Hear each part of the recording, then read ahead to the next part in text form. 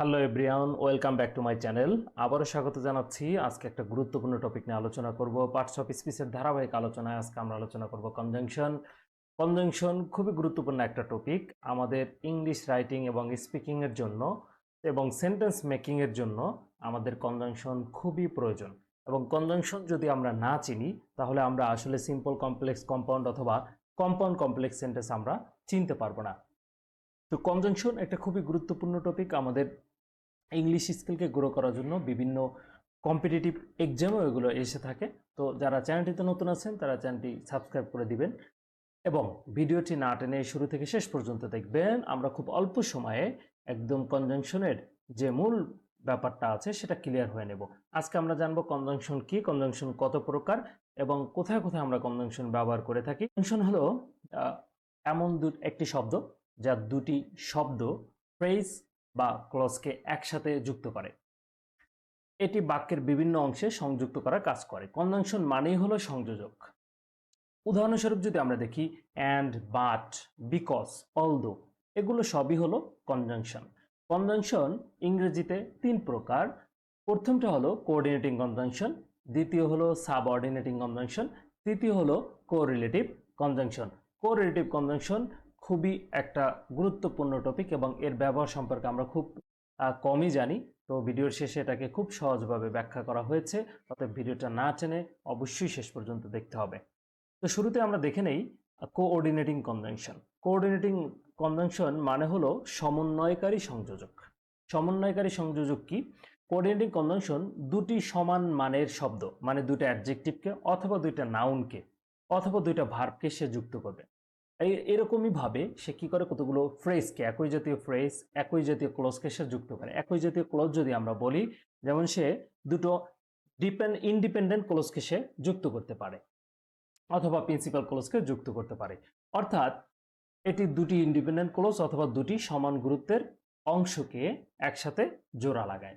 এখানে দেখি আমরা খুব সংক্ষেপে আমি দিয়ে দিয়েছি, দেখেন কিভাবে আমরা মনে রাখবো। এগুলো মনে রাখার সহজ উপায় হলো ফ্যান ভয়েস। ফ্যান ভয়েস মনে থাকলেই আমাদের কোঅর্ডিনেটিং কনজাংশন মনে থাকবে।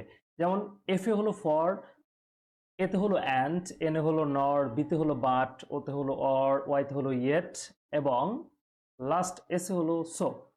আমরা এগুলো একটু অর্থ দেখে নেই যে কি অর্থে এগুলো ব্যবহৃত হয়। ফর অর্থ কারণ বোঝায় বা জন্য বোঝায়। অ্যান্ড অর্থ যোগ করা, যেটা আমরা কি শুরুতেই বলেছি যে দুটো শব্দ অথবা দুটো ফ্রেজকে সে যুক্ত করে। অ্যান্ড অর্থ হলো এবং।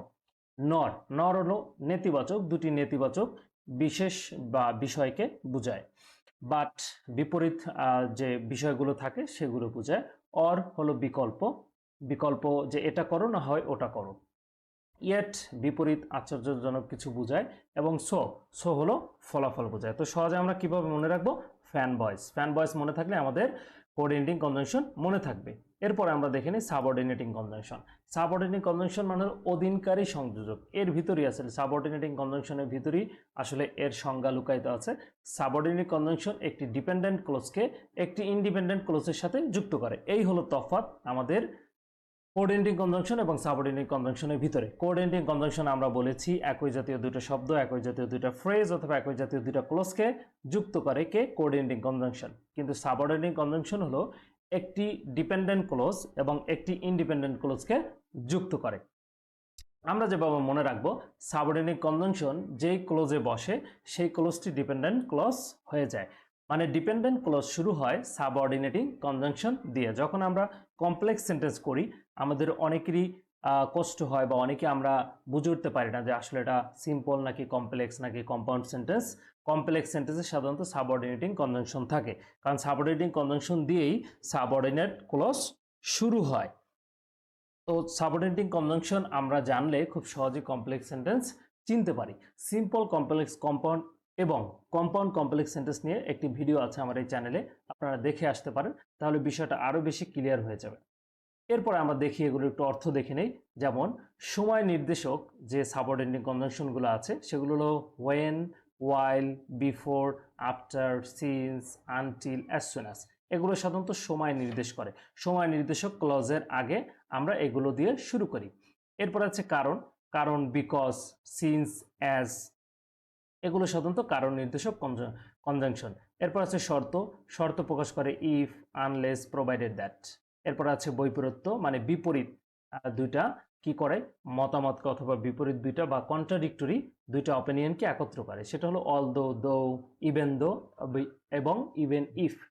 উদ্দেশ্য বোঝায় যে কনজাংশনগুলো, so that, in order that.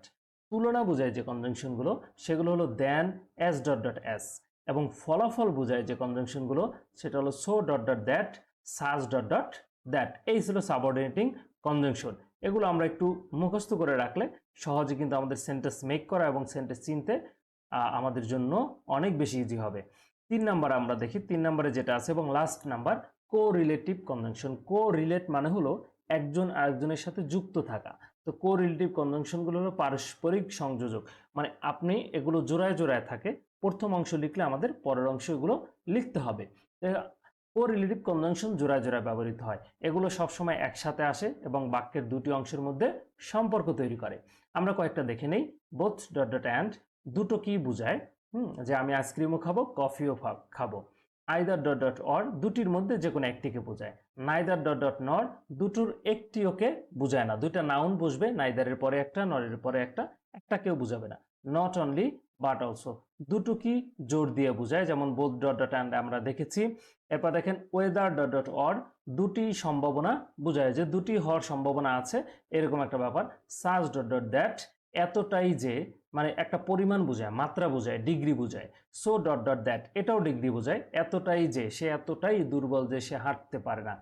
স্কেসলি dot dot when, hardly dot dot when, এটার পর আর একটা কাজ, একটা কাজ হতে না হতে আর একটা কাজ হয়েছে, এরকম অর্থের ক্ষেত্রে আমরা এই যে লাস্টের কোরেটিভ কনজাংশনটা ব্যবহার করে থাকি। কনজাংশন কত প্রকার এবং কি কি দেখে নিলাম। Now it's your turn. এখানে কুইজ দেওয়া আছে, কতগুলো কনজাংশন লেখা আছে, তুমি অবশ্যই কনজাংশনগুলো কোন কনজাংশনটা কোন কনজাংশনের আন্ডারে পড়ে সেটা লিখে অবশ্যই কমেন্টস করবে। ভিডিওটি ভালো লাগলে অবশ্যই লাইক, শেয়ার এবং সাবস্ক্রাইব করে দিবে। দেখা হচ্ছে তোমাদের সাথে পরবর্তীতে আরও একটি গুরুত্বপূর্ণ কোনো টপিক নিয়ে।